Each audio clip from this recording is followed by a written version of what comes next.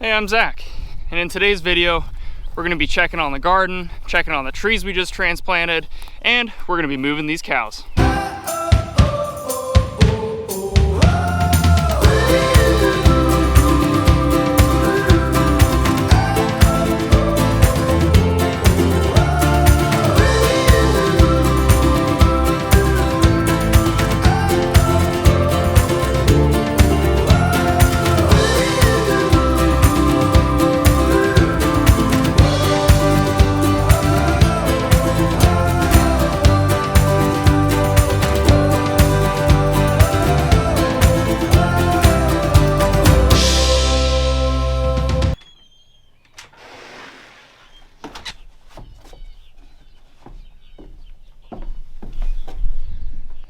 I feel like I've been saying this quite a bit lately, but it's a beautiful and gorgeous day here in northeastern Kentucky. It's a little chilly this morning. I think it's around 50 degrees, but we're supposed to be hitting 80 degrees later today. Morning, pups. Morning. Well, hey there, Delilah. I'll feed you.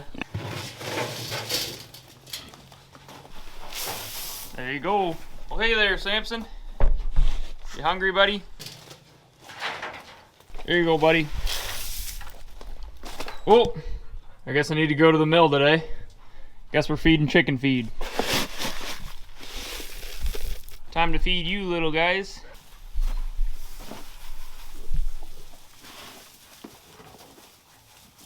Well, we've only got 6 piglets left in here. All the rest have gone to their forever homes, and we'll be keeping 2 of them. This little lady right here, that's Marigold. And then I think we're going to be keeping that guy right in the back. The other 4 are going to be going to a different home. For some reason, they just absolutely love playing with the little scooper. Maybe I need to get a little ball to throw in here so they can roll it around.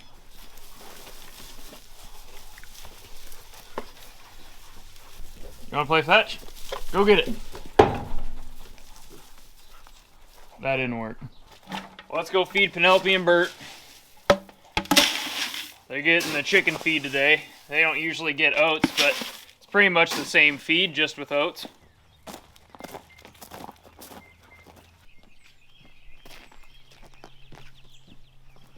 What are you doing, Millie? Morning, guys. Morning, lovebirds. These 2 have bred. Man, that's exciting. I'm so glad. I was a little worried because I hadn't really seen Penelope come into heat the entire time we've had her. So, and obviously, you know, you can miss her coming into heat pretty easily, but no, they have officially bred. We marked off this date. So we're thinking 2nd week of August, we'll have some piglets from Penelope. Our ryegrass is growing exceptionally well. I'm so excited to see this. We're just gonna leave this until winter time, and then we're gonna graze them on it all winter. And then in this pen that they're at right here, in the last video you probably heard me talking about planting some turnips and ryegrass, and that's what we're gonna be planting here. I'm excited to see how the turnips do. I'm excited to see if they'll actually root up the turnips or if they're just gonna eat the tops. I would assume eventually, once they work the ground, that they'll actually eat the turnip itself. Our winter pasture that the cows were on, is starting to green up a little bit. Definitely taking a while to grow compared to the other fields, probably just because it's a little more compact. They've been on it all winter, and they were in here all winter long. Oh, hey there, Millie. Oh, those are the good puppies. That's a teddy boy, and that's a princey boy back there. Let's get these chickens fed. A little bit of grain, a little bit of dried worms. A couple more weeks. Hey there, Survivor Chicken. I always give this lady a little bit out here just because she's doing so well. I don't want her to have to jump back in and get picked on again. There you go. A little on the side for the people on the pecking order. Our Amish neighbors, kids and cousins came through this morning and needed some eggs to make some noodles. So we don't have a lot of eggs, but it looks like we got one in the last 10 minutes. Oh, I hate this door. Honestly, I hate that whole chicken run. I'm sure some of you thought, man, that's a ghetto chicken run. What a weird chicken coop. And you're right, I mean, it's pretty ghetto. We just tossed up some scrap wire we had with some rebar posts, with some hay twine, and we just tossed it up because winter last year just crept up on us so fast, and we realized that we didn't have a chicken coop for them. We were just running them in these chicken tractors. And so we decided to bring them into the barn, throw up a coop for this year. We've just been deep bedding them in there. It works, it doesn't look pretty, but this year we're gonna do things a little different. If you've been watching the channel for a while, you've probably seen that we were running them in one of these. We had meat birds in one, we had the egg layers in the other, and these guys are kind of heavy.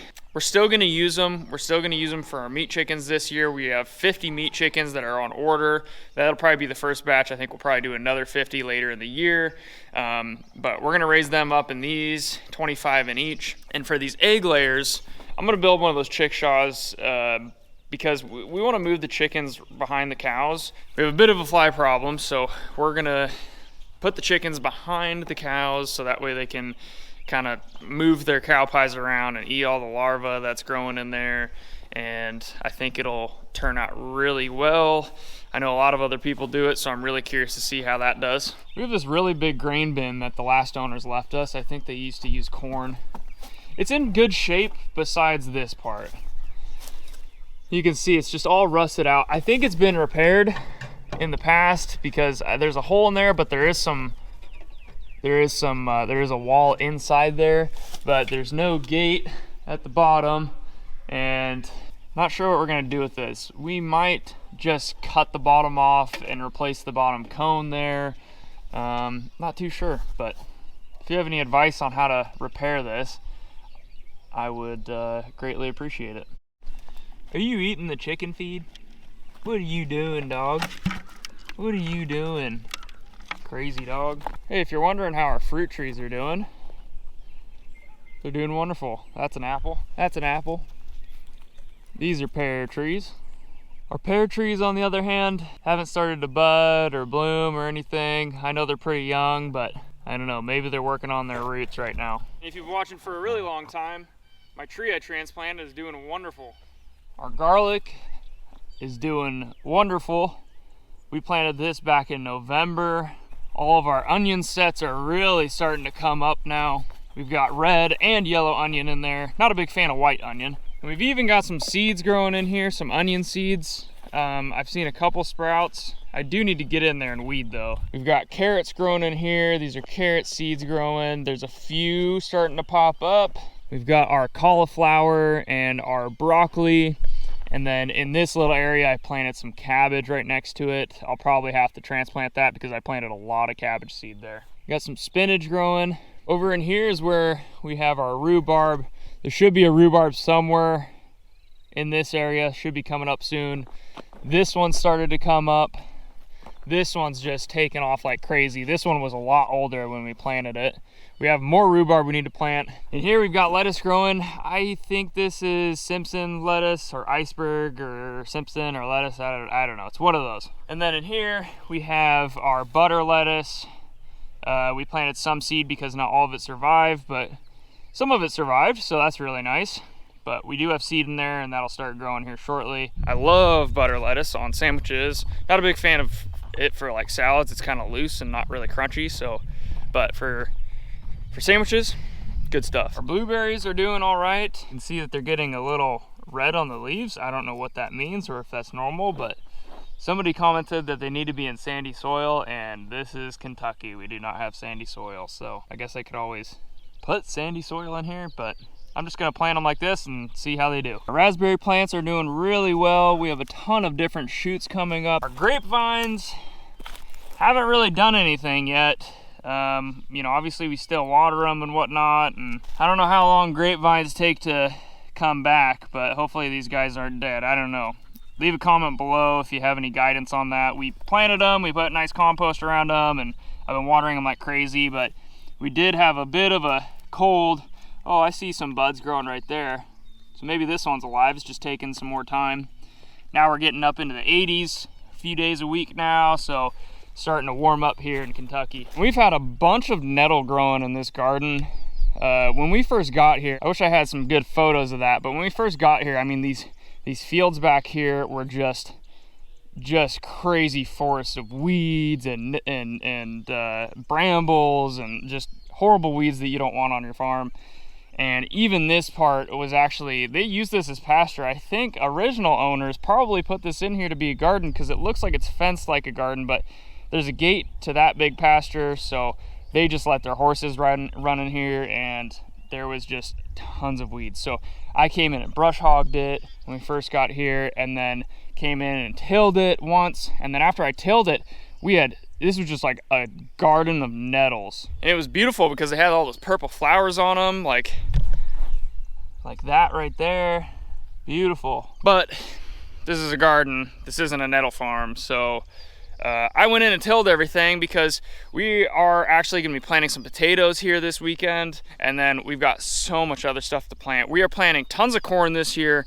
We are on a mission to grow non-GMO corn and non-GMO soybean because no mill near us within a decent drive distance has non-GMO corn, non-GMO soybean, and that is the primary diet of our pigs and our chickens. Our cows eat 100% grass. We don't feed them grain or corn or anything. So if nobody has it near you, well, take action and grow it yourself. Like I said, we're gonna grow non-GMO corn, non-GMO soybean meal, and right here where Millie's at, I tilled this up, and we have kind of a strange, there's a big dip right here in this field. We have tons of runoff that comes. We have a big culvert that comes over the road, goes over into the next field, and then it goes way down and down that way. I came in and tilled this up a couple weeks ago. I wanted to get everything into the ground. Because there's big divide, it works out perfect. I'm just gonna plant a bunch of field corn. We're gonna be planting Trucker's favorite, Trucker's white corn in this field, and we may be growing some soybeans next to it, or I may be doing that in our garden. I don't know. We have little nooks and crannies. We have some space next to the barn here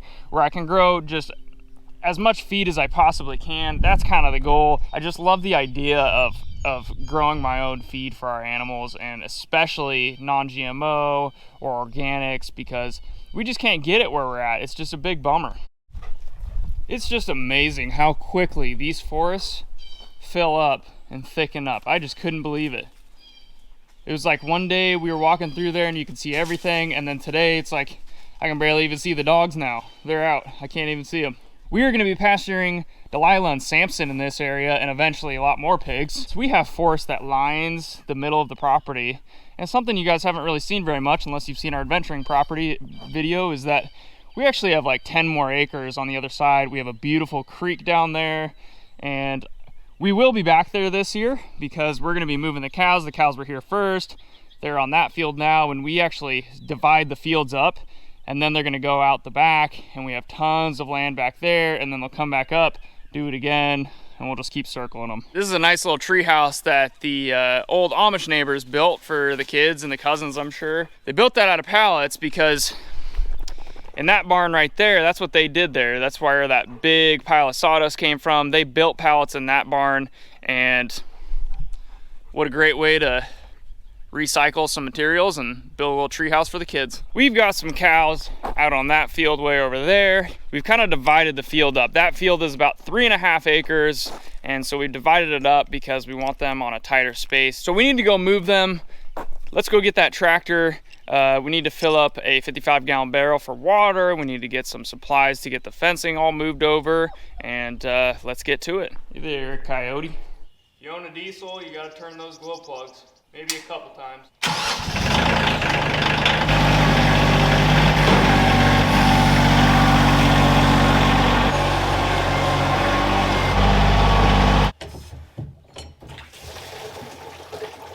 This has been my system for watering the cows the last couple weeks. You know, we have a yard hydrant in this barn, we have yard hydrants in the other barns, we have the yard hydrant at the house and then the garden. So when they're close to there, it's not a big problem, but as they start getting further away, it's just kind of a pain in the butt to keep buying more hose the length of whatever distance away they are. And like I was saying earlier in the video, we have that back 10 acres way back there, and it is really far. I mean, we would have to run a lot of pipe I would much rather just hook up my tractor with a 55-gallon barrel and just go water them every day. Eventually, Ashlyn and I are gonna get some ATVs because not only would that be extremely fun, but super useful on a farm. A lot easier to move stuff around than a tractor is. If you've got a favorite ATV, leave a comment down below. We're looking at Hondas, but leave me something below if you have some information on a good brand of ATV to go buy.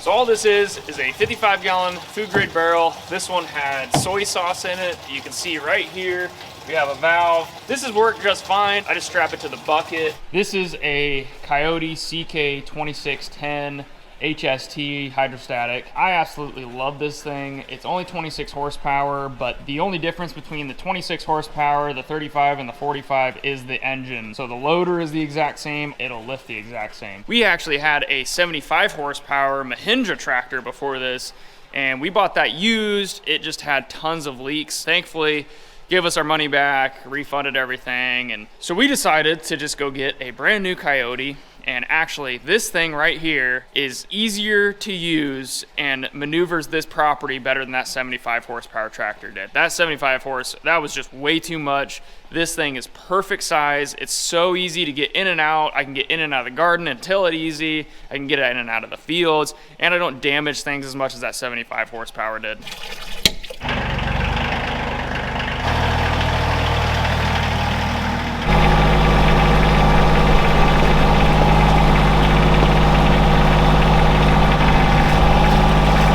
That's definitely one of the downsides to doing this. Water sloshes all over the place and we lose a gallon every time we do this. I almost forgot. I need my rebar posts, some insulators, wire, some of those. Need one of these. So this is the reel we have now switched to. You guys have probably seen those ratcheting reels that, you know, ratchet up and keep the tension. Those things are insanely expensive. I think they're at least $50 a piece, upwards of like hundreds of dollars. This, huge shout out to Sheraton Park Farms.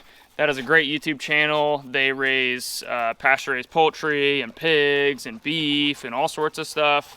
Wonderful channel, great information, but they gave me this wonderful idea. This is an electric cord reel, and these are $8 on Amazon or at Lowe's, and we just reel up our wire onto it, and it works out really nice. We've got our posts, we've got our reel. Now let's get out there in the field and move these cows.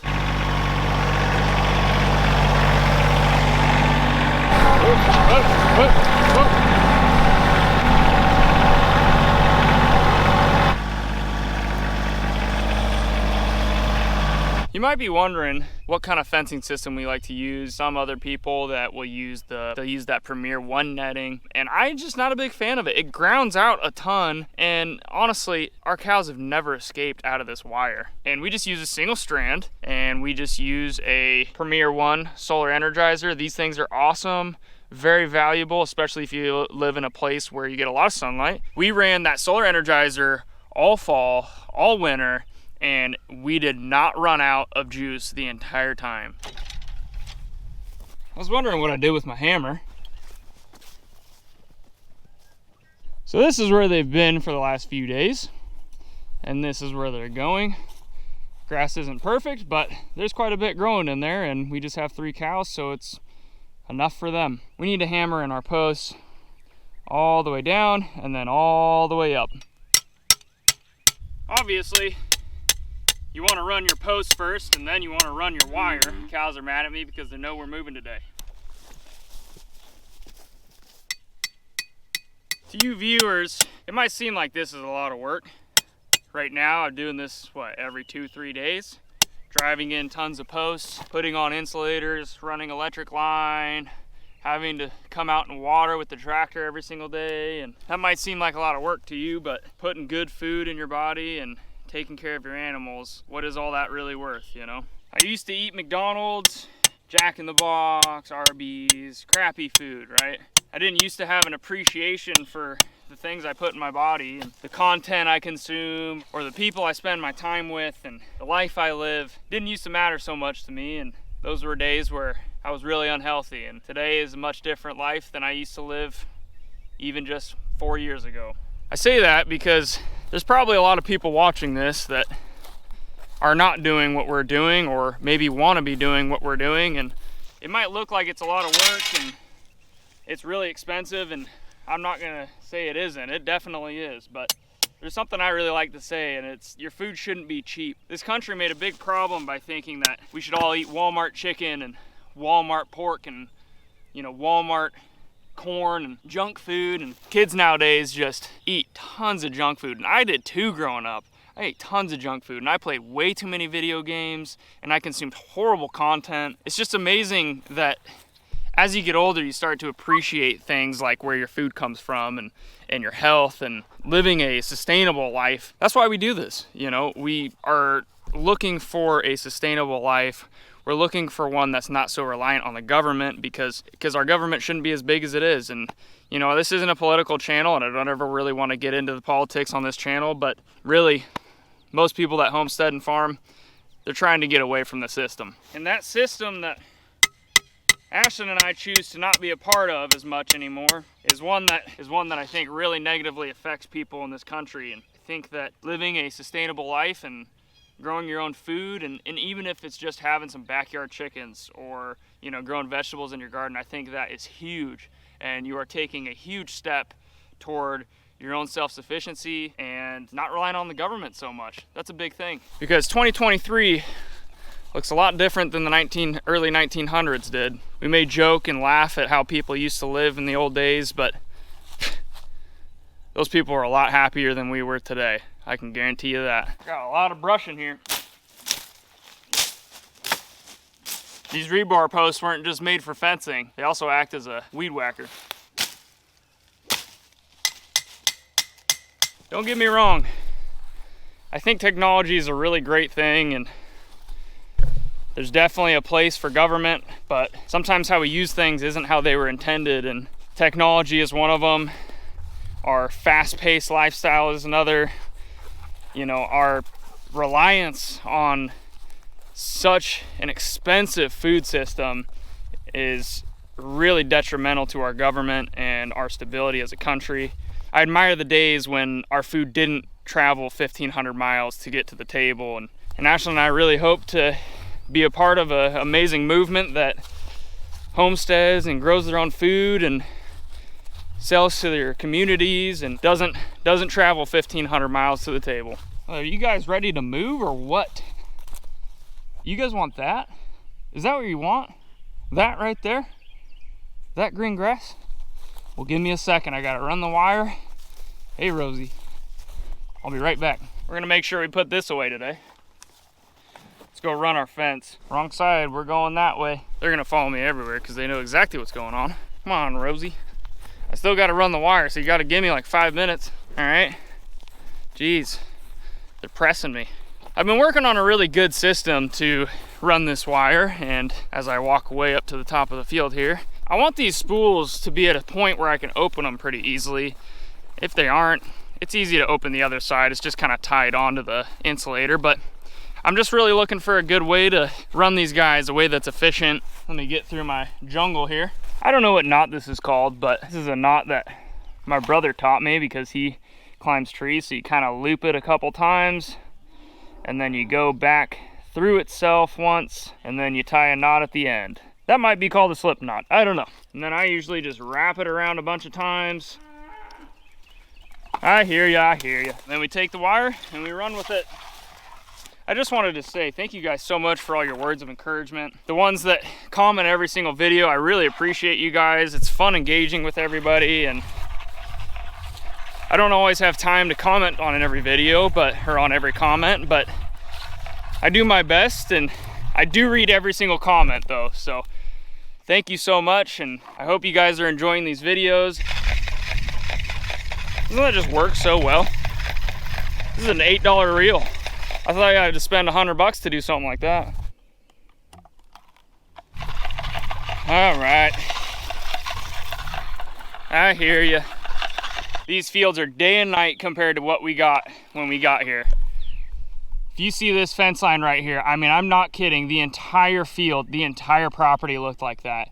And we would just have little tiny runs where the horses would go that was clear because they were stomping on everything. But you know, that's the problem. If you let your animals out and they just graze the entire time, and they're just eating all the good stuff. The only thing that comes up is weeds and things that they don't want to eat and has no nutritional value to, you know, a horse or a cow or sheep or anything like that. So really important that you move your animals, because if you don't, this property is a great example of what can happen. But I've only mowed this field once, and this field looks really good compared to what it was. We have grass growing, and there was grass below it. It just could never grow because all the weeds were coming up above and shading everything. Well, we're turning the corner here. Prince is my buddy. This guy just hangs out with me all day long. I got Prince at a pretty interesting time in my life, and I'm sure you feel the same way about your animals, but there's certain animals that have just been through a lot with you, and Prince is one of those dogs. Oop. 2 more posts. Yeah, we love our animals here. We have a big level of respect for them, and they get really good treatment, and I think that's important. All right, guys, I know. We're moving in a second. We just gotta put this up on there. Gotta be patient with me, and then I gotta go get your other reel, all right? You can just go talk to the camera for a bit.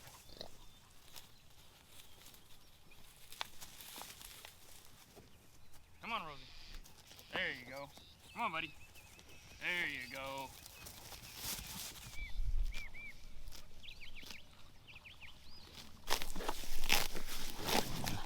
Oh, yeah.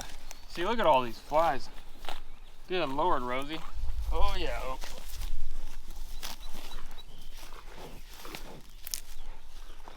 Well, now that they're enjoying their nice brunch, man, it's starting to get warm. It's supposed to be 80 degrees today.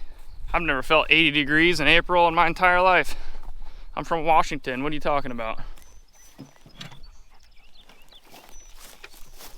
This is my solar energizer I was talking about earlier, and from Premier One. You gotta find some good ground that's not so stiff. Might have to hammer it in here. There's a grounding rod right on the back that you gotta put into the ground. Sometimes I can push it in, other times I gotta hammer it down in there, and I think this time I'm gonna have to get the hammer.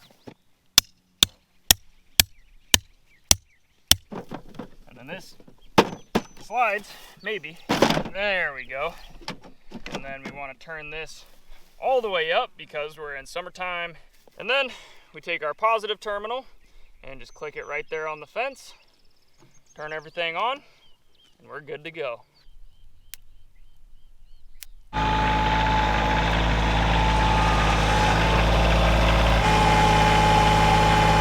All that's left to do is get these guys some water.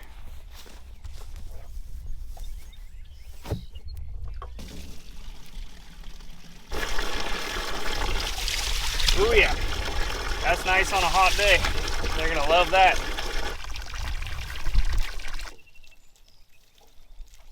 This is my system for watering the cows now, and this might change someday, but it works for now.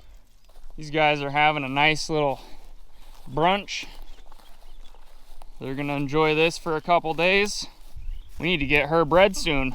Our neighbor's dad has a bull we might actually put with her, and the bull's a Jersey, so it'd work out pretty good. I don't know if it's trained to electric fence. Hopefully, we'll be doing that here shortly. Well, that's the morning chores, and after I do the morning chores, I like to sit down on the porch, drink my homemade kombucha. I love this stuff. This is a mango and pineapple kombucha, and this really helps me with my stomach issues. So I drink this once a day, and I just sit on the porch after my morning chores and enjoy all the hard work we've done. Well, I just want to thank you guys so much for watching. I hope you enjoyed this video, and we'll see you in the next one.